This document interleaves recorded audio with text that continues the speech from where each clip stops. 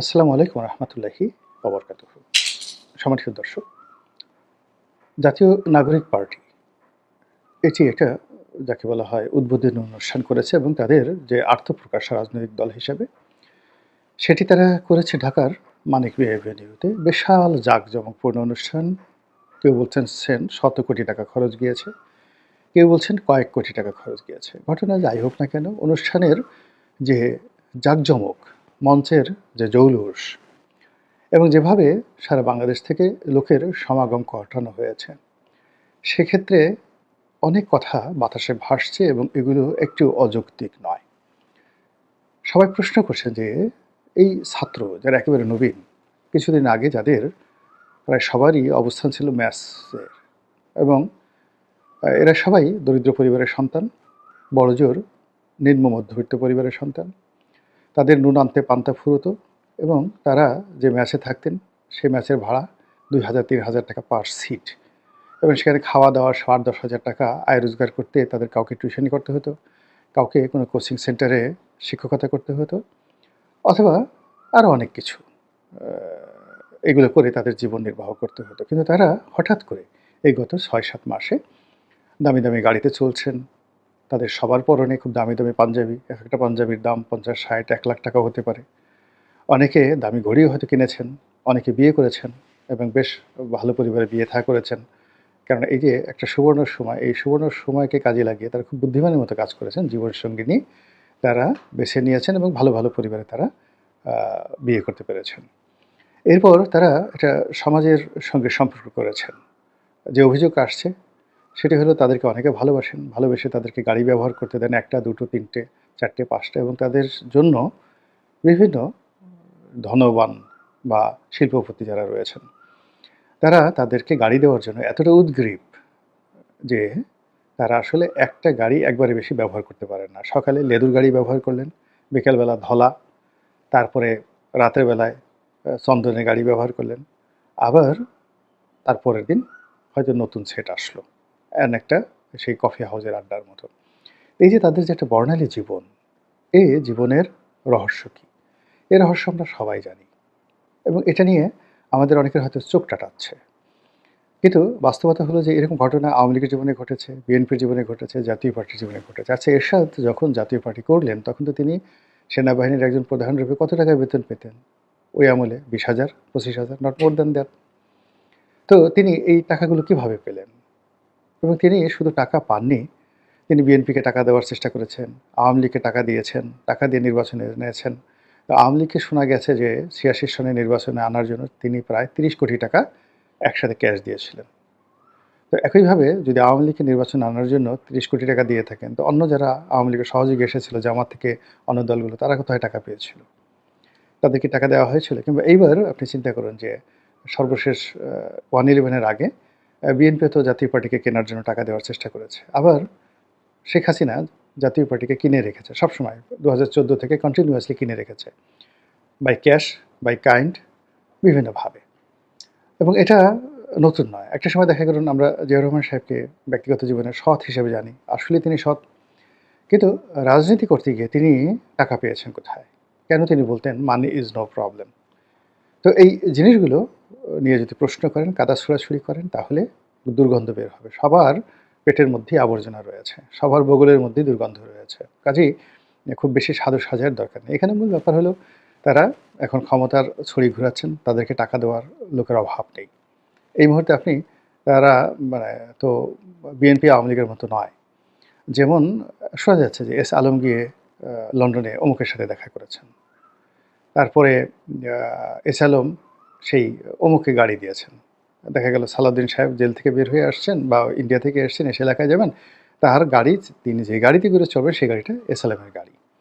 এরকম ঘটনা তো ঘটছে। এখন এই এস আলমকে যদি এই ছাত্ররা দিতেন, মানে যাকে বলে আশ্রয় দিতেন, প্রশ্রয় দিতেন, সামিদ গ্রুপকে দিতেন, বসুন্ধরা গ্রুপকে দিতেন, তাহলে তাদের টাকার অভাব হতো? এই ৩টা ডিলেই তো তারা অন্ততপক্ষে ১০-২০ হাজার কোটি টাকা এখান থেকে নিয়ে নিতে পারত। এবং তারা যদি বলতো যে আমরা আমাদের যে সম্মেলন এটা আমরা মঙ্গল গ্রহে করব, এবং মঙ্গল গ্রহে কীভাবে করব? ইলন মাস্কের যে স্পেস এক্স, এটাকে আমরা ভাড়া করে মহাশূন্যে যাব, অথবা মঙ্গল গ্রহে বসে এই সম্মেলন করবে এবং সেখান থেকে লাইভ টেলিকাস্ট করে দেখানো হবে। আপনারা জানেন যে ডক্টর মোহাম্মদ ইউনূসের সঙ্গে এই অতি সম্প্রতি মিস্টার ডোনাল্ড ট্রাম্পের যে দক্ষিণ হস্ত ইলন মাস্ক, তার একটা কথাবার্তা হয়েছে এবং তার যে ইন্টারনেট কোম্পানি, সেই ইন্টারনেট কোম্পানি স্টারলিংক, এটি বাংলাদেশে আনার জন্য ডক্টর ইউনূস সর্বোচ্চ চেষ্টা করছেন। যদিও তিনি তার নিজের কোম্পানি বা নিজের স্বার্থ দেখবেন কিনা এটা পরের বিষয়, বাট আনার চেষ্টা করছেন। তো সেক্ষেত্রে যদি ডক্টর মোহাম্মদ ইউনূস তিনি ইলন মাস্ককে বলতেন যে আপনার স্পেস এক্সকে আমরা প্রথম ভাড়া নেব এবং ভাড়া নেওয়ার জন্য আমরা $1 বিলিয়ন খরচ করব। $1 বিলিয়ন তো খুব বেশি টাকা না।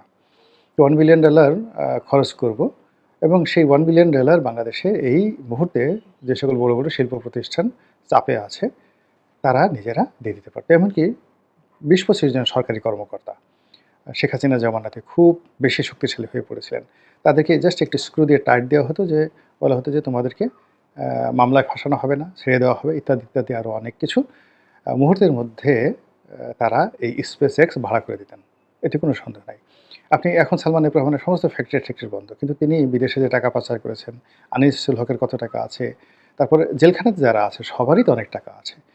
তাদের সঙ্গে যদি ছাত্ররা একটু যোগাযোগ করতেন বা তাদেরকে একটু ছাড় দিতেন, তাহলে আরও 10,000 কোটি টাকা এই জেলখানাতে যারা আছেন সব টাকা দিয়ে তারা এদের সঙ্গে একটা নেগোসিয়েশন করতেন। ফলে কী হতো, মানিক মিয়া এভিনিউটাকে যদি তারা তুরস্কের সবচেয়ে দামি কার্পেট দিয়ে বিছিয়ে তারপরে সেখানে বুফে খাবার দিয়ে দিতেন, হোটেল সোনারগাঁ এবং শেরাটনকে সমস্ত ক্যাটারিং সার্ভিস দিয়ে দিতেন, যে ওখানে যারা পথচারী আছে সকাল সন্ধ্যা তারা যা ইচ্ছা তাই খেতে পারবে, নাচতে পারবে, গাইতে পারবে, ওই কার্পেটের উপরে প্রেম করতে পারবে, ভালোবাসা করতে পারবে এবং এর জন্য যত টাকা দরকার সব টাকা ভূতে যোগান দিত। এটা হলো বাংলাদেশের বাস্তবতা। এই জিনিসগুলো আমরা জানি, জানার পরে আমরা ছাত্রদেরকে নিয়ে প্রশ্ন করছি তারা টাকা পেলে কোথায়। এর চেয়ে নির্বোধ কোনো প্রশ্ন হতে পারে?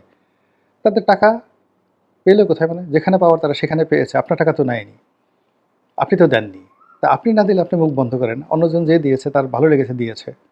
আপনার যদি ভালো লাগে মসজিদে টাকা দান করতে, আপনি মসজিদে দান করেন। কারো টাকা খরচ করতে ভালো লাগে মদের আসরে, কেউ জুয়ার আসরে টাকা খরচ করে, কেউ সন্ত্রাসে টাকা খরচ করে, কেউ বডিগার্ড 10-12টা বডিগার্ড নিয়ে ঘোরাফেরা করতে তার ভালো লাগে। তো এরকম ছাত্রদেরকে টাকা দেওয়ার জন্য অনেক মানুষ দাঁড়িয়ে আছে, অনেকের ভালো লাগে, তারা দিয়েছে। এখন কারা দিয়েছে? দেশের লোক দিতে পারে, দেশের বাইরে দিতে পারে। দেশের বাইরে টাকা দেয়, আমরা এটা সবাই জানি। দেখেন এই যে এখন বেরোলো যে $21 মিলিয়ন আর $29 মিলিয়ন, মোট $50 মিলিয়ন বাইডেন প্রশাসনের পক্ষ থেকে বাংলাদেশে এসেছে এই রাজনৈতিক দলগুলোর হাতে।